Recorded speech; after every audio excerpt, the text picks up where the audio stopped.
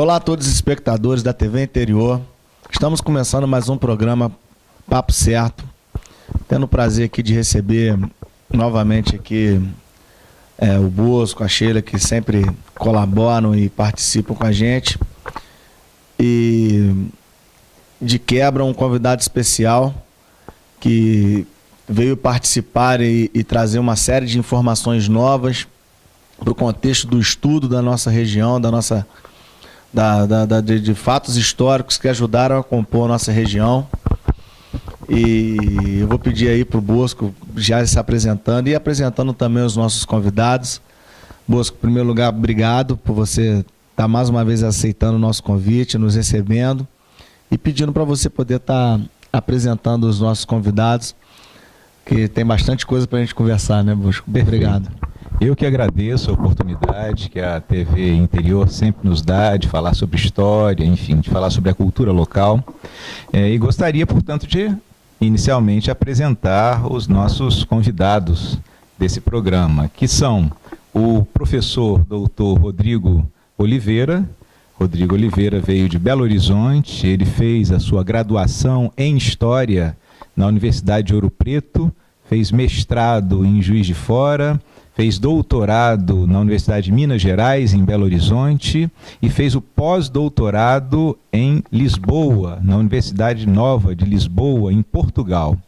E vai nos brindar com os conhecimentos dele sobre o controverso personagem da história de Cantagalo, que é o Mão de Luva. Nós temos também hoje a Sheila de Castro Faria, a professora doutora Sheila de Castro Faria, que é cidadã cantagalense e que também pesquisa a história de Cantagalo, a história regional. A professora Sheila, ela tem toda a sua formação voltada para a Universidade Federal Fluminense, ela fez a graduação lá, o mestrado, o doutorado e o pós-doutorado, como exceção, fez na Universidade Federal do Rio de Janeiro. A professora Sheila está morando em Cantagalo há algum tempo e, por conta disso, obviamente, por conta da sua contribuição à cultura local, recebeu o título de cidadã cantagalense e contribui muito com os estudos sobre a história de Cantagalo, está em contato direto com o Centro de Memória, Pesquisa e Documentação de Cantagalo, comungando a sua experiência com o pessoal que trabalha lá, e tem sido assim de grande valia contar com a professora Sheila aqui em Cantagalo nos estudos históricos e para contribuir... Os livros didáticos que são aplicados. Perfeito, e para contribuir com a cultura local. A professora Sheila também é escritora, ela tem livros mais direcionados à academia, ao curso de graduação, de mestrado e doutorado de História, mas também escreve livros didáticos e paradidáticos. Como exemplo de livro didático, o Zulmira, o Colégio Estadual Maria Zulmira Torres, adota o livro da Sheila há algum tempo. O Colégio de Cordeiro, Paulo César, também adota o livro da professora Sheila. E como várias escolas pelo Brasil afora adotam essa obra, que já é uma obra tradicional, que auxilia os alunos no estudo da história geral, da história do Brasil, da história da região. E Bosco, o Rodrigo está aqui para poder... Esteve aqui, esse programa vai ao ar em breve, mas esteve aqui na sexta-feira, dia 9, data do aniversário de 204 anos de Cantagalo. E eu queria te pedir para você poder explicar um pouco sobre essa questão dessa controvérsia de datas, para que é sempre bom estar falando, para poder deixar claro para quem não conhece, para quem ainda de repente não entendeu, a diferença entre a data de 9 de março e a data de 2 de outubro, que era a outra data que antigamente era comemorada. Perfeito.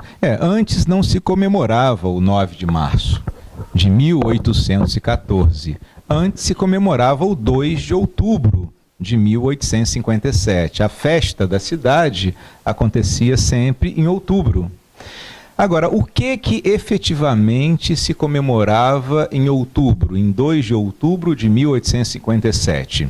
Cantagalo, a malha urbana do centro de Cantagalo, naquele momento, foi elevada à categoria de cidade.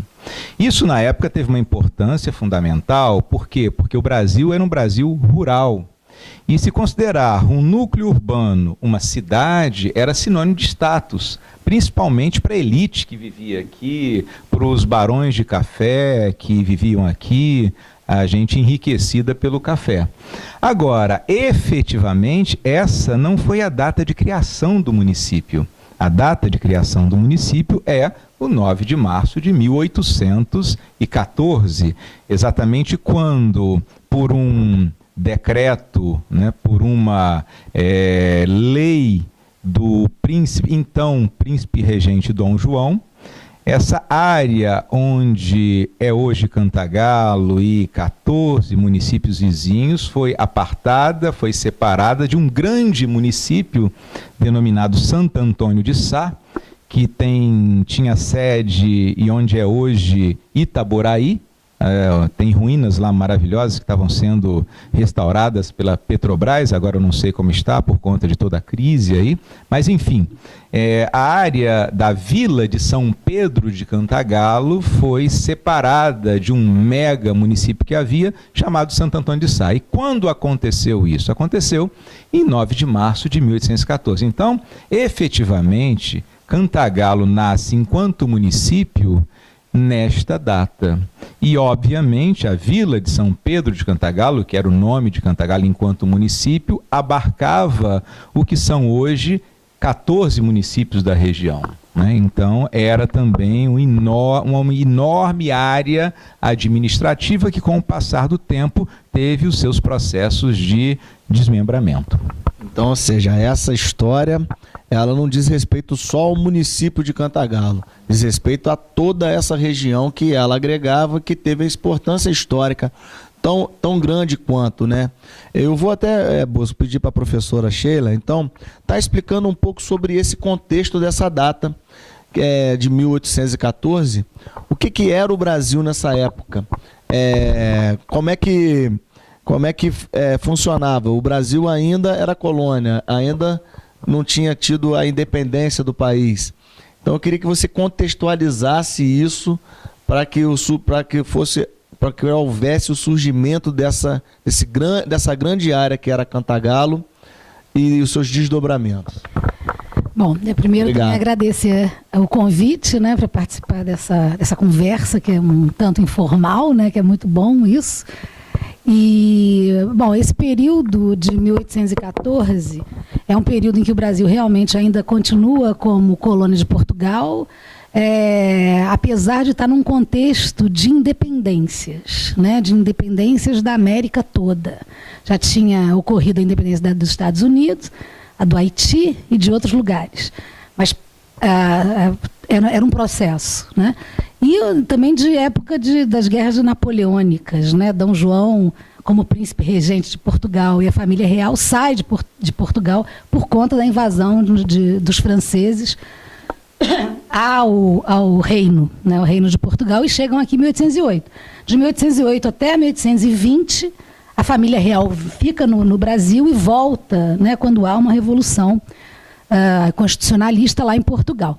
E 14 é um período em termos econômicos, 1814, para o Brasil como um todo, em termos de produção, em que o ouro já está em franca decadência, né?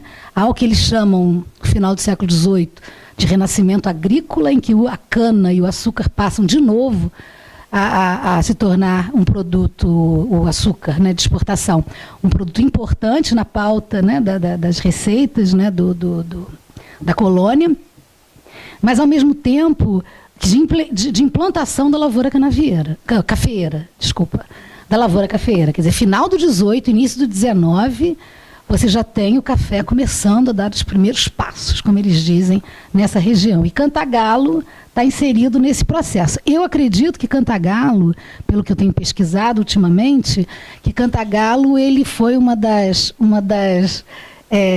regiões de plantação, de implementação da lavoura cafeeira mais antigo. Né?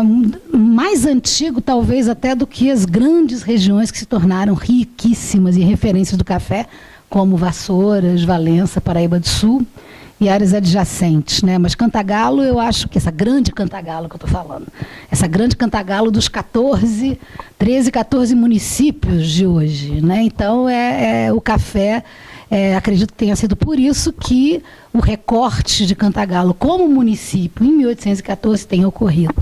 Nessa época, 1822, né, que o Brasil se tornou independente. Isso. Aí Dom João vai embora em 1820, deixa Dom Pedro aqui, o príncipe, né, o filho dele, e em 22 o príncipe, através de articulações políticas, se separa efetivamente de Portugal.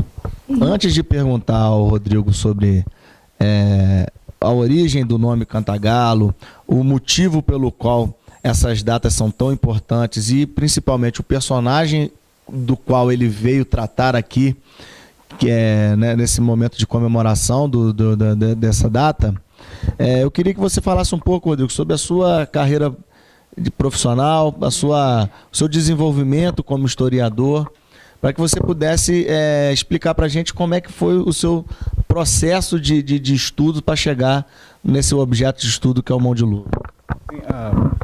Primeiramente, obrigado pela presença. Sim. Primeiramente, gostaria de agradecer, né, pelo convite, de estar aqui presente. Muito obrigado. Bem, desde a minha graduação, né, eu já busco, né, esses documentos, né, para procurar reconstruir um pouco, né, desses grupos de bandoleiros, né. E isso se deu a partir de uma leitura, de uma obra, de uma grande professora, né, da USP, né, Laura de Melo Souza, da obra Desclassificados do Ouro. E nesta obra havia uma referência de cerca de 3 parágrafos, algo bastante breve, né, falando da quadrilha da Mantiqueira, falando do bando do Mão de Luva, e eu pensei, por que não montar um projeto sobre isso? Por que não ver se existe uma documentação que possa abarcar, né, estes dos armados, né? E assim foi feito. Vontade de fazer um mestrado, né? Sim. Estimulou a... Sim. Aí eu elaborei um projeto de pesquisa, consegui uma bolsa, né, pelo PIBIC-CNPq. Comecei os estudos, então, sobre o bando da Mantiqueira e o bando do Mão de Luva, que também serviu para minha monografia, né, de conclusão de curso. E a partir daí eu já emendei, já construí um projeto de mestrado, né, pela Universidade Federal de Juiz de Fora, né, sobre a orientação, né, do professor Ângelo Carrara. E deu certo, né? Ou seja, a minha dissertação teve como foco fundamental 2 bandos, pelo menos no mestrado. A quadrilha da Mantiqueira, que era ligada à rapina, e o bando do Mão de Luva, que era ligado ao contrabando de ouro. Sim. A gente vai chegar lá. E para você ter acesso, para você poder fazer essas pesquisas, eu imagino que lá, por Minas ser uma cidade por ser um estado que onde muita coisa ocorreu no país, uma documentação, né? E como é que foi o acesso a essa documentação e o suporte que você teve para o desenvolvimento das suas pesquisas? Como é que você vê isso hoje dentro do contexto do país, desse estímulo às pesquisas? Bem, eu acho que eu vivi o período áureo da pesquisa, né? Que foi por volta de 2003, até mais por volta de 2010, onde havia, sim, né, muitas oportunidades para os estudantes, não só das ciências humanas, ciências exatas, enfim, conseguir construir os seus projetos, né? Eu me lembro muito bem que o curso de História havia vários bolsistas, né? Tanto da CAP, CNPq, ou mesmo da UFOP, né, que tinha o seu programa institucional, né, de incentivo a bolsas de pesquisa, né. Hoje em dia, infelizmente, né, com os cortes, né, que está havendo na pesquisa, tem diminuído gradativamente, né, as oportunidades desses estudantes se inserirem nesse meio de pesquisa, de extensão, né, o que é uma pena, né, porque através da pesquisa, né, é possível pensar um pouco mais sobre as nossas origens, descobrir mais horizontes, né? Sim. E até para o desenvolvimento cultural, científico também, porque através das ciências humanas é possível chegar também a esse patamar também desse desenvolvimento científico também, né? Então, estamos aguardando, né, para ver se futuramente o quadro se modifica e a pesquisa passa a ser incentivada, né? O Bosco pode até falar um pouco sobre isso, para a gente poder fechar o bloco, Bosco, sobre esse trabalho que também é desenvolvido aqui na nossa região, né? Um trabalho que você liderou por muito tempo, e da importância da preservação da documentação para que o entendimento sobre as nossas características, essa ciência que o Rodrigo acabou de falar, seja executada. Bom, nós estamos falando então do Centro de Memória, Pesquisa e Documentação de Cantagalo, que é um equipamento cultural que foi fundado dentro do curso de História da Unirio, aqui no Polo CEDERJ de Cantagalo, e obviamente que tem o apoio e o fomento dessas instituições de pesquisa. O que ocorre com o Centro de Memória é que o Centro de Memória fez um trabalho hercúleo, ou seja, um trabalho muito importante, um trabalho de não só reunir acervos históricos importantes para organizá-los, limpá-los e digitalizá-los, como também o Centro de Memória disponibiliza essa documentação para pesquisa, para os historiadores, para os alunos do curso de História da Unirio, para os professores de História das escolas particulares e públicas da região, para quem queira. Então isso é fundamental, é ter um núcleo que não conserva a documentação dentro de si, porque o Centro de Memória, ele não é, como a gente chama aí na academia, uma unidade custodiadora, ou seja, o Centro de Memória não fica com documento algum. Ele apenas pega o documento, organiza o acervo, limpa o acervo, acondiciona de forma correta e digitaliza, e faz com que o acervo se torne cópias digitais para poder consultar, e depois devolve todo o material para a instituição e vocês de origem. Estão catalogando esse material. Né? Sim, exatamente, faz parte também do trabalho. E qual é o resultado do trabalho do Centro de Memória em Cantagalo? Todo o acervo da Igreja do Santíssimo Sacramento de Cantagalo, agora santuário, está todo trabalhado. Mais de 40 mil imagens. Todo o acervo da Igreja de Euclidelândia também já está trabalhado. Agora o Centro de Memória está terminando de dar conta do acervo do cartório, que está gerando mais de 50 mil imagens. E este ano também vai começar a trabalhar o acervo da Câmara Municipal de Cantagalo, que com a criação do município em 1814, a Câmara começa as suas atividades em 1815, então tem documentação de 1815 para cá. Então é urgente pegar esse material mesmo, porque com o passar do tempo, esse material foi muito judiado pelas condições de umidade, pelos insetos, pelo tempo que é inexorável. Então é importante agora que se dê prioridade a esse acervo da Câmara, que é o trabalho do Centro de Memória neste ano. O Centro de Memória, portanto, está se tornando uma referência na região de conservação e também de divulgação da história de Cantagalo, da história regional. Na verdade, hoje o Centro de Memória está a cargo de um aluno nosso do curso de História, orgulho do curso de História de Cantagalo, um dos orgulhos, porque são vários, né? Que é o professor Wesley Gonçalves. Ele foi aluno da Unirio, no curso aqui de Cantagalo, e hoje ocupa o cargo que eu ocupava no passado de coordenador do Centro de Memória, que está fazendo um trabalho excelente, obviamente também com um apoio, uma ajuda, um auxílio luxuoso da professora Sheila de Castro Faria. Bacana demais. Eu vou pedir para a gente poder estar encerrando esse bloco, e no segundo bloco vamos ao objeto de interesse geral dessa visita do Rodrigo. Então a gente já volta.